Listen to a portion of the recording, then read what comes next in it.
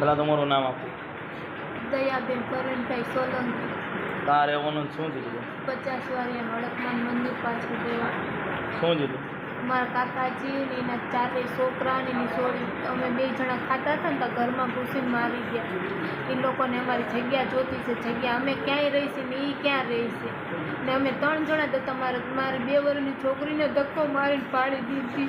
મારી છોડી ઘરે છે, મારી 2 વર્ષની છોડી જ છે સીજી ઉપર નાય સાથે અમને ચડી ગયા, મને હાથમાં મારી દીધું. આ બધું મારું ફાટ. નામ શું છે? બાઘાભાઈ હતા. બીજું કોણ હતું? અક્ષયભાઈ, રાહુલભાઈ, રાજવીર ને એક એની બેન વિશા હતી ને એક મીઠુડો હતો. કાંઈ હેલ્થેલ લઈને નતા હતા કે અમને ટીકા પડે? એની પાસે એકની પાસે ધરવાળ હતી ને બાકી બધા પાસે ધોકા ને લોખંડની ભૂગળીઓ રેખા પાઇપ હતા. અરુણ પ્રતાપભાઈ સોલંકી.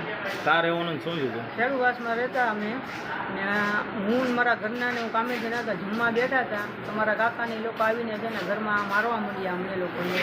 ને મારા ઘરનાની છે ને એ ઇજ્જત લૂંટવાની કોશિશ કરી. મારા ઘરનાનું બધું ફાડી નાખ્યું, કાઢી નાખ્યું. પછી નાની મારી છોકરીને મારી. એ લોકો 5-6 જણા હતા. બાઘાભાઈ હતા, પછી રાહુલ હતો, નિશા હતી, રાજવીર હતો, અક્ષય હતો, બધા હતા. એ ઘરમાં કરીને બધાને અમને માર્યા. અત્યારે હતા કોઈ પાસે? અત્યારે એક જણાના હાથમાં તલવાર હતી, એક હાથમાં ધોકો હતો. મને છે ને ધોકો માર્યો ને મારા ઘરનાને આંગળીમાં તલવાર મારી દીધી. કારણ શું આ માથાકૂટ થવાનું? માથાકૂટ ખાવાનું કારણ એ કે અમે તો એ ઘરમાં જે આવ્યા તો એ લોકો આવીને સીધા મારવા જ માંડ્યા અમને.